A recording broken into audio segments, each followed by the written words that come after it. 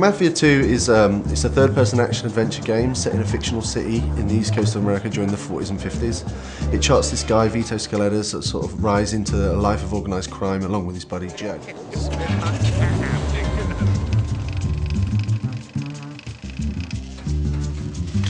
What is it that you want? I want to know why you had our friend killed. Well, like every classic mob story, Mafia 2 is a story about friendship, betrayal. The guys who you think are the bad guys might not really be the bad guys. Your best friend might be the bad guy. The thing that's really important to us is this sort of cinematic storytelling that the guys here at 2K Czech can sort of achieve.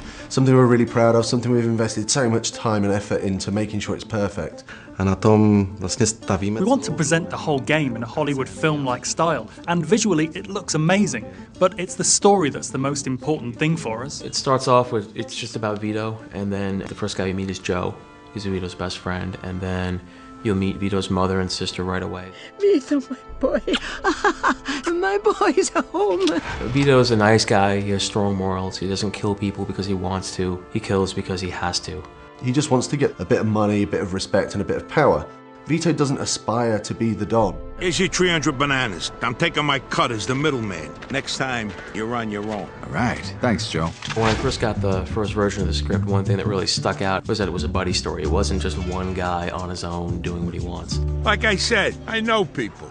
You get all the official paperwork tomorrow. Joe's sort of a shoot first, sort of ask questions later sort of guy, you know. Joe is the guy who comes up with the schemes and or tries to come up with the schemes, and Vito kind of makes sure that they both don't get arrested or killed. Joe just makes some pretty dumb decisions through the story, you know, and Vito is just left to sort of like deal with that and sort of get Joe, his best buddy, out of these scrapes. Don't worry, I thought of everything.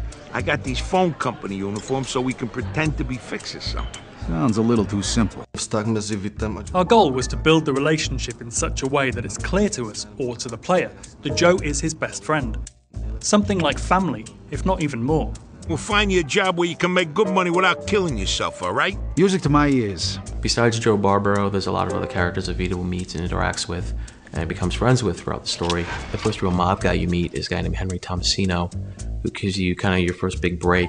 And then this guy named Eddie Scarpa, who's kind of similar to Joe in that he likes the booze, he likes the women. It's an open world city with a very strong linear story travelling through it, which is maybe a little bit of a different structure than we see with other open world games. With our game, the story is incredible, the dialogue is amazing. If you knew what was really going on, you'd realize that you was better off in jail. But that don't matter now anyway. What we wanted to chart was this guy's rise through the ranks of the Mafia. The Mafia is pulling the strings. If you're ordered to do something, you have to do it, even if you don't agree. Otherwise, you won't survive, or you might lose a friend, or even your family. You're gonna do us all a favor, and if I refuse, you die.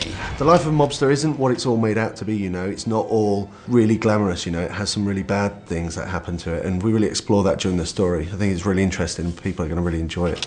What'd you say your name was? Vito. I need someone to give him a little nudge. $10 a man. What if someone makes a fuss? Well, then you'll have to convince him otherwise.